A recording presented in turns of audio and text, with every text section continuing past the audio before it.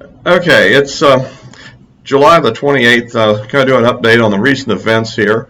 Um, First, I guess we'll talk about the so-called select committee on the January the 6th hearings that kicked off yesterday, and then make some comments also about the new COVID rules that the CDC is coming out with. Okay, on the case of the select committee, I would say that first of all, this is obviously selected by Nancy Pelosi's. Okay, there's nothing bipartisan about it, other than we have two renegade Republicans on it who are probably going to lose their primaries.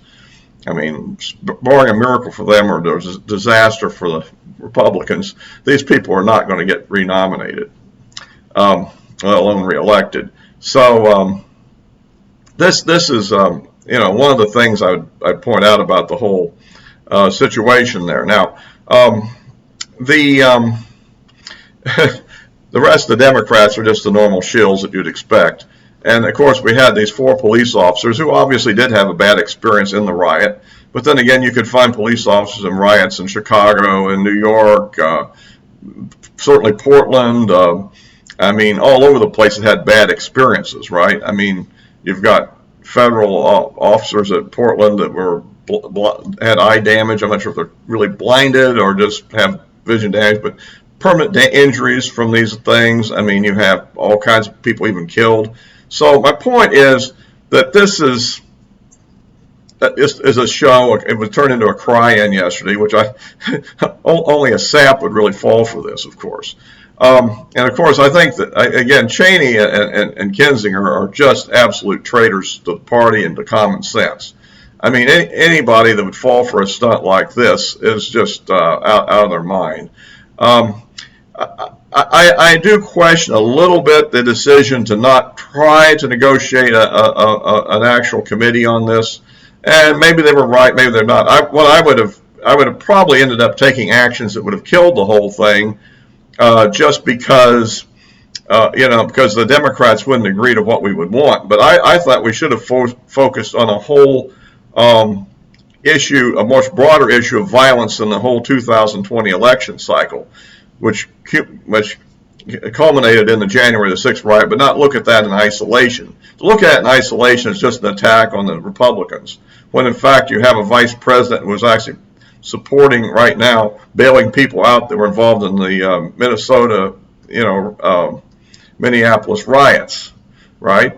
So at any rate, but I don't think anything really useful is going to come out of this whole thing, and I think it's kind of discredited before it started, given its nature.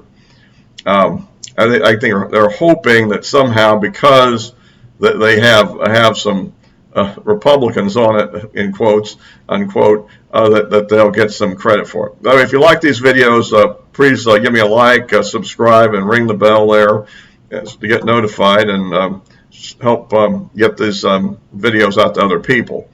Yeah, so that's kind of the kickoff to this whole thing, and I suppose it's going to drag on for a long time. I suppose ultimately they're going to try to subpoena former President Trump and go after him in some way, probably hoping they make some kind of misstatement and then try to turn it into a legal charge or something of that sort. And remember, this would all be done in D.C., so it'd be under the D.C. judicial system, which is absolutely cram-packed with Democrats all the way short of the Supreme Court. So don't look for any fairness there. At any rate, I guess some of the questions may be, and of course, since we've got a totally biased committee, they won't be looking into all the flaws on the other side. For instance, it looks to me as if the more you learn about this, given the people that were primarily responsible for the riot, which is groups like the 3%ers and the Oath Keepers, and again, I want to emphasize that's not necessarily the entire organization nationwide. It was some subgroups of that. And I'm not sure that those organizations actually endorse this action in total. In fact, the question I think that everybody should be asking at this point is how many undercover FBI agents were involved in this, and what roles did they play? I mean, looking at what happened in the Whitmer case, where you had more FBI assets involved in the plot against Whitmer than actual real suspects, I think it seems to be reasonably it has been proven that at least one FBI asset was in there on the Tucker Carlson show, and that involves the DEA agent that was fired just for being there, even though he didn't do anything illegal at all, and now has been arrested and charged with some serious crimes, which presumably will eventually be acquitted of, I would hope.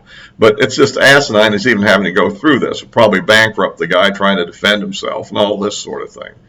But, that's more of the same from this outfit. But if there were significant numbers of FBI agents in there, and if there weren't, groups like the 3%ers don't have FBI informants in them, is that possible? I mean, any group that's fairly provocative, I think, has FBI informants in it, right? So my thinking is, it seems to me what we really should be looking at is the intelligence failure that caused this whole situation, as opposed to the idea of who ordered it. I mean, my guess is that you had a group of hotheads that were talking like, let's go off and do something. They're going to have that vote, and we can just do this and we can do that. And then I presume that maybe some of these FBI assets started egging them on and giving them ideas on what they could do, and then these fools fell into it and went and did it. This is kind of typical of this sort of thing, and it hasn't been proven yet, but I'd be looking for that. But of course, this committee is not looking for that, are they? No, they're just looking to see if they can find out that Trump somehow was involved or had some prior knowledge.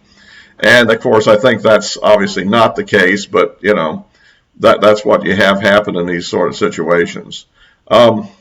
So anyhow,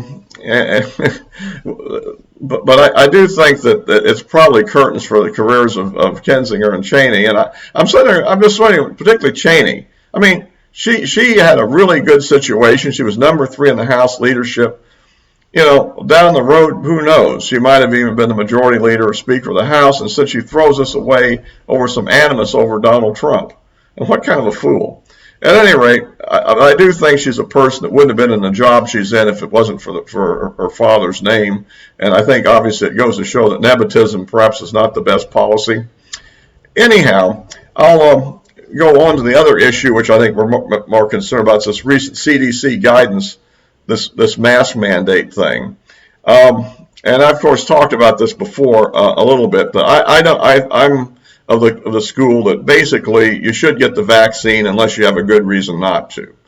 And the good reason not to would probably be having a history of bad reactions to vaccines, or something on that form you fill out before you get the vaccine that tells you shouldn't get it, something of that sort.